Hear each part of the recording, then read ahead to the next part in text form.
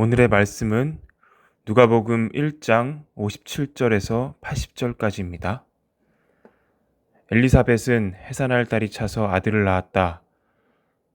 이웃 사람들과 친척들은 주님께서 큰 자비를 그에게 베푸셨다는 말을 듣고서 그와 함께 기뻐하였다.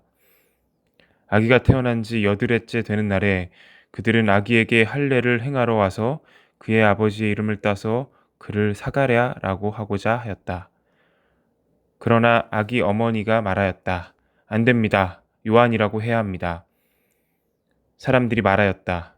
당신의 친척 가운데는 아무도 이런 이름을 가진 사람이 없습니다. 그들은 그 아버지에게 아기의 이름을 무엇으로 하려는지 손짓으로 물어보았다. 그가 서판을 달라 하여 그의 이름은 요한이다 하고 쓰니 모두들 이상히 여겼다. 그런데 그의 입이 곧 열리고 혀가 풀려서 말을 하며 하나님을 찬양하였다. 이웃 사람들은 모두 두려워하였다. 이 모든 이야기는 유대 온 산골에 두루 퍼졌다. 이 말을 들은 사람들은 모두 이 사실을 그들의 마음에 두고 이 아기가 대체 어떤 사람이 될 것인가 하고 말하였다. 주님의 보살피는 손길이 그 아기와 함께 하시는 것이 분명했기 때문이다.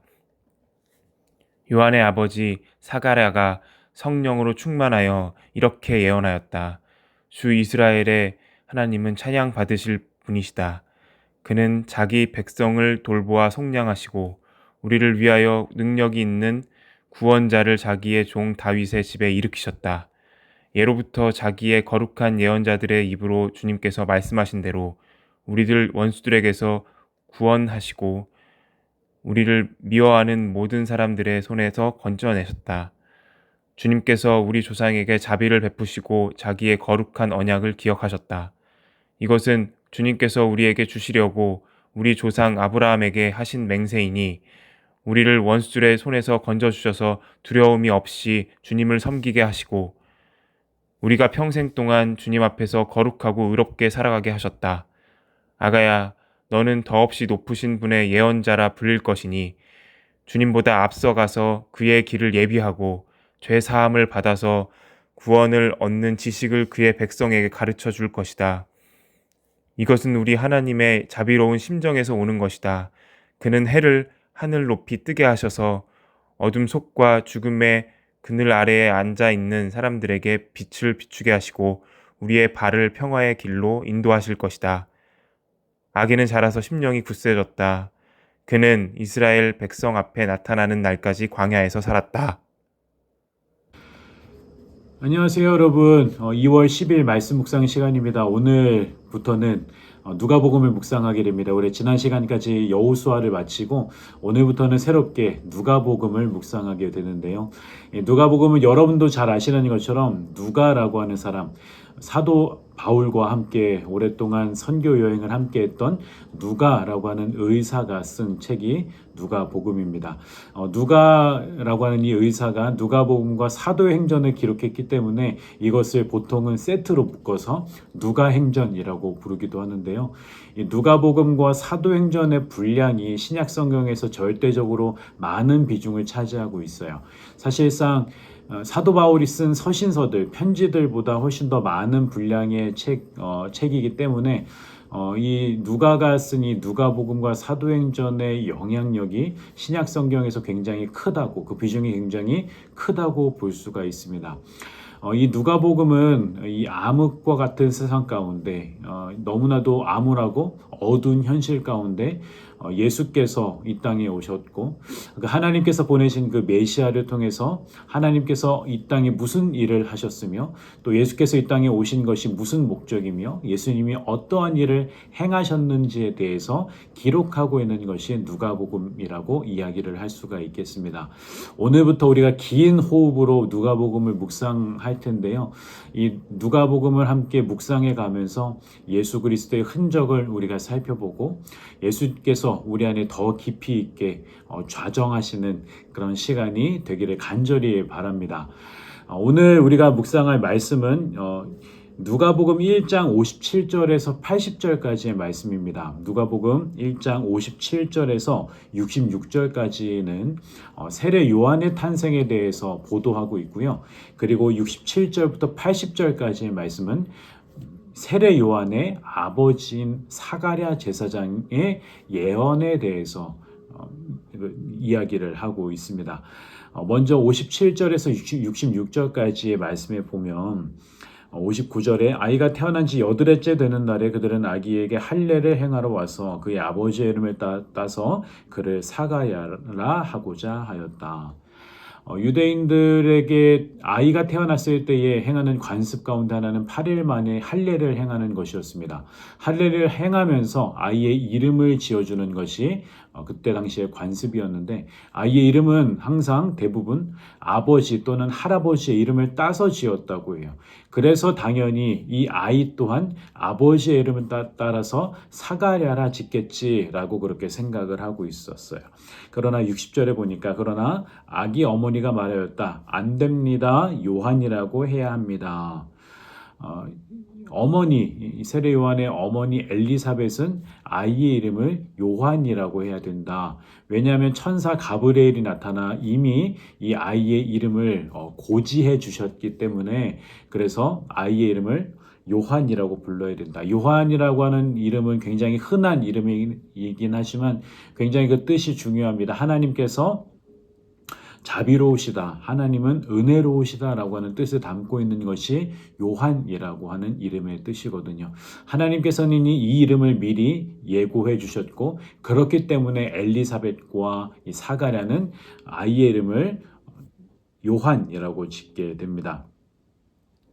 그래서 66절에 보시면 이 말을 들은 사람들은 모두 이 사실을 그들의 마음에 두고 이 아기가 대체 어떤 사람이 될 것인가 하고 말하였다. 주님의 보살피는 손길이 그 아기와 함께 하시는 것이 분명했기 때문이다. 처음에 세례 요한이 잉태될 것이라 라고 사가랴에게 고지가 됐을 때에 사가랴가 그것을 믿지 못했어요. 그래서 천사 가브리엘은 잉태될 것이라고 하는 것에 대한 증거로 이 사가랴의 입이 닫혀지는 그가 말을 못하게 되는 일이 생기게 됩니다. 그러나 이 세례 요한이 탄생하게 되고 세례 요한의 이름을 요한이라고 짓고 나서 드디어 사가랴의 입이 풀리고 사가랴가 하나님을 찬송하게 되지요. 이 이야기를 보면서 사람들이 모두 다 놀라워하게 되고 특별히 이 아기에게 하나님이 함께하고 계신다는 것이 너무나도 분명하게 보여짐으로 말미암아 하나님이 이 아기를 통해서 어떻게 일하실 것인가에 대한 사람들의 기대감이 성경에는 나오고 있습니다. 오늘 이 57절부터 66절까지의 말씀에서 우리가 묵상할 수 있는 것은 무엇일까요? 저는 아무래도 이 사가랴와 엘리사벳의 이야기를 조금 생각해 보면 좋을 것 같습니다. 예수님의 아버지였던 요셉과 마리아도 마찬가지고요. 이제 세례 요한의 부모인 이 사가랴와 엘리사벳도 마찬가지입니다. 이 모두가 다 굉장히 그때 당시에 무명의 사람들이었어요. 이스라엘의 그런 총구석에서 이름 없이 그렇게 살았던 굉장히 평범하고 어떻게 보면 비천한 처지에 있었던 사람들이었다라고 볼 수도 있습니다. 그런데 특히 사가랴와 엘리사벳은 성경에서 뭐라고 이야기하냐면 이 누가복음 1장 6절에서 그들은 하나님 앞에서 의인이었다라고 그렇게 성경은 보도하고 있습니다. 굉장히 로마 제국의 그런 치하 아래에서 굉장히 어둡고 암울한 현실 속에서도 엘리사벳과 사가랴는 하나님을 경외하면서 하나님을 믿는 믿음 안에서 그렇게 살아갔던 의인이었다라고 성경은 그렇게 보도하고 있어요. 어두운 세상 속에서도 그렇게 하나님을 경외했던 사람들이 바로 이 부부였습니다. 이것처럼 하나님께서는 하나님의 위대한 일을 이루어가는 데 있어서 세상의 기준에서 생각했을 때에 좋은 사람, 탁월한 사람을 하나님께서는 사용하시지 않습니다. 위대한 하나님의 사건을 위해서 하나님이 사용하시는 사람은 지극히 평범하고 오히려 더 비천하고 연약한 사람들을 하나님께서는 사용하신다라고 하는 것이죠. 그래서 하나님께서는 오늘날도 믿음의 사람들을 통해 하나님의 사건, 하나님의 위대한 일들을 이루어 가시는 분이십니다. 저와 여러분들이 바로 그 하나님의 사건, 하나님의 위대한 일에 쓰임받는 인생이 될 수 있으면 참 좋겠습니다. 그런가 하면 67절부터 80절까지는 이 세례 요한의 아버지인 사가랴라고 하는 사람이 노래했던 예언의 이야기가 담겨져 있는데요. 사가랴가 성령 충만함으로 말미암아 노래를 하게 되는데 그 노래에는 굉장히 중요한 예언이 담겨져 있어요. 이 사가랴의 이 예언이 굉장히 신학적으로도 굉장히 중요하고 풍성한 많은 이야기를 담고 있는데 오늘 그 이야기를 다 담아낼 수는 없지만 간단하게 핵심적인 것들을 우리가 살펴보면서 이 사가랴의 예언이 담고 있는 의미를 잠시 묵상해 보면 좋을 것 같습니다. 먼저 68절에 보시면 주 이스라엘의 하나님은 찬양받으실 분이시다 하면서 하나님은 찬양하고 있죠. 왜 찬양하고 있는가? 그는 자기 백성을 돌보아 속량하시고 하나님께서는 돌보사 속량하시는 분이시다라고 그렇게 노래하고 있습니다. 이 돌보사라고 하는 말에 쓰인 에피스켑토마라고 하는 헬라어는 누가가 굉장히 애용하는 단어거든요. 신약 성경에 한 11번 정도 나오고 있는데 이 누가가 이 누가복음과 사도행전에서만 7번을 사용하는 단어예요. 하나님께서 돌보신다. 하나님께서 다스리시고 돌보신다라고 하는 뜻으로 쓰이는 단어입니다. 이스라엘 백성들은 하나님의 돌보심이 필요한 백성들이에요. 왜냐하면 71절에 보시면 우리를 원수들에게서 구원하시고 지금 이스라엘 백성들은 원수들의 손아귀에 있는 지금 상황입니다. 74절에서도 보시면 우리가 원수의 손에서 건지심을 받고 지금 이스라엘 백성들은 원수의 손, 정치적으로 이야기하자면 로마의 지금 치하 아래에 있는 것이고요. 전 인류적으로 더 큰 의미에서 넓은 뜻에서 보자면 온 인류는 암흑과 어둠 가운데 있는 인간이 지은 죄로 말미암아 어둠과 이 깨어진 세상 가운데 거하고 있는 그러므로 인해서 고통 가운데 살아갈 수밖에 없는 인류의 암울한 현실을 지금 담아내고 있는 겁니다. 그런 현실 속에서 하나님은 이 백성을 돌보신다라고 하는 것이죠. 하나님이 이 백성을 내버려 두시고 이 깨어진 세상 가운데 고통스러운 세상 속에 이 백성들을 내버려 두시는 것이 아니라 하나님께서 돌보신다. 그들을 방문하셔서 그들을 돌보아 주신다 말씀을 하시는 거예요. 그런데 돌보실 뿐만 아니라 그분은 속량하신다라고 말씀하고 있습니다. 이 속량하신다라고 했을 때 헬라어는 리트로시스라고 하는 단어인데요. 이 말은 설교 때도 제가 여러 번 여러분들에게 말씀드렸던 것 같아요.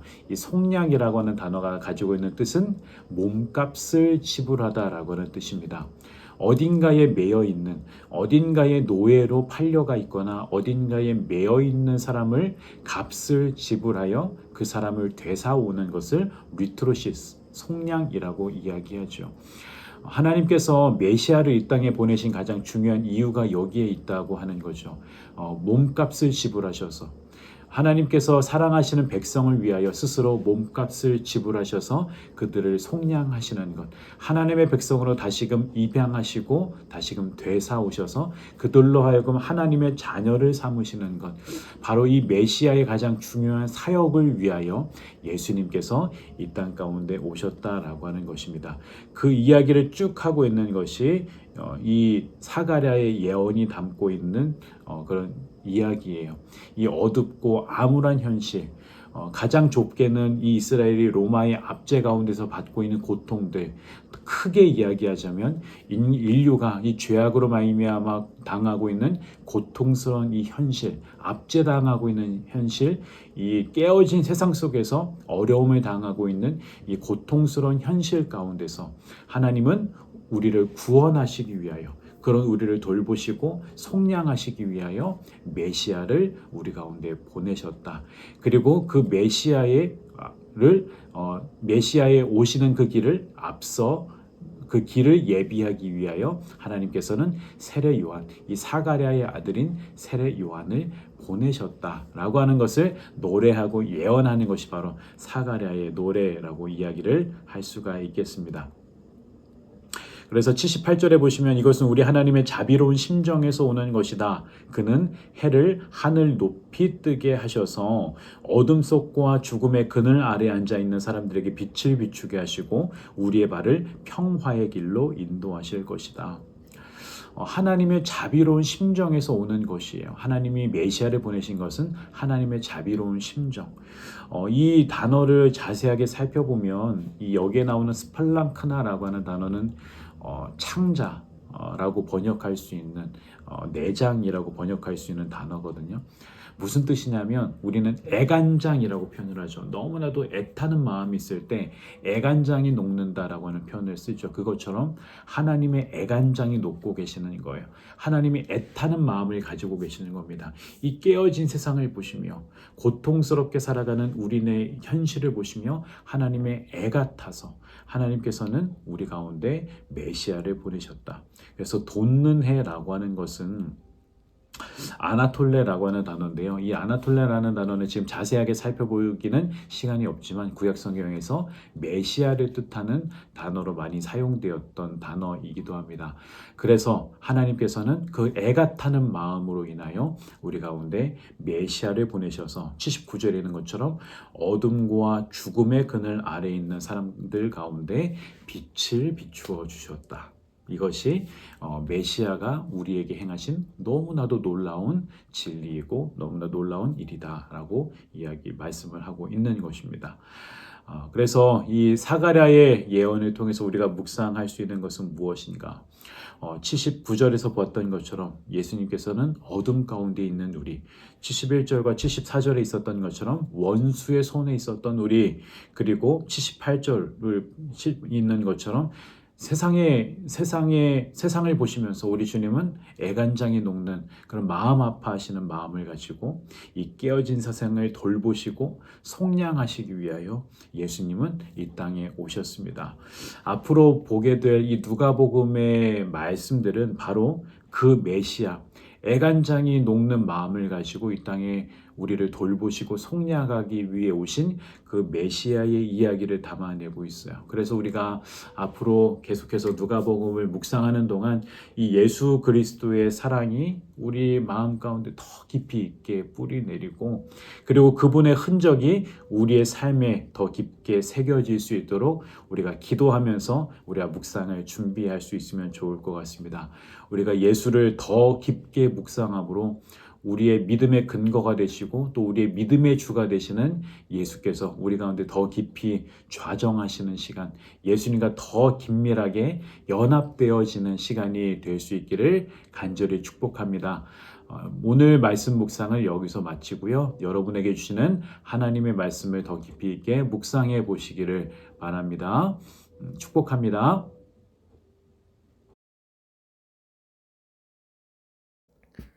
사랑과 은혜가 풍성한 하나님, 오늘도 하루를 살아가게 하심을 감사드립니다. 특별히 이 시간 나라를 위해 기도합니다. 이 나라가 한때 주권을 빼앗겼던 시대가 있었고 주님의 은혜로 다시 되찾아 대한민국으로 지속되고 있습니다. 그러나 출애굽했던 백성들이 가나안 땅에 들어가기 전에 주님의 은혜를 잊어버리고 불평했던 것처럼 이 나라가 그 크신 은혜를 잊어버리고 살고 있음을 용서하여 주십시오. 어떤 누구를 탓하기 이전에 나 자신부터 이 대한민국 공동체를 위해 기도하고 주님의 뜻을 전하여 올바른 방향으로 갈 수 있게 행동했는지 다시 한번 생각해보며 주님이 원하시는 뜻을 구하고 나라를 위해 헌신할 수 있는 마음을 허락하여 주시옵소서. 특별히 위정자들 가운데 함께 하셔서 자기의 안위만을 생각하며 정치하는 것이 아니라 나라를 위해 헌신하며 주님의 뜻을 구하고 펼치는 위정자들이 세워질 수 있도록 이 나라를 축복하여 주시옵소서. 감사드립니다. 예수님의 이름으로 기도드립니다. 아멘.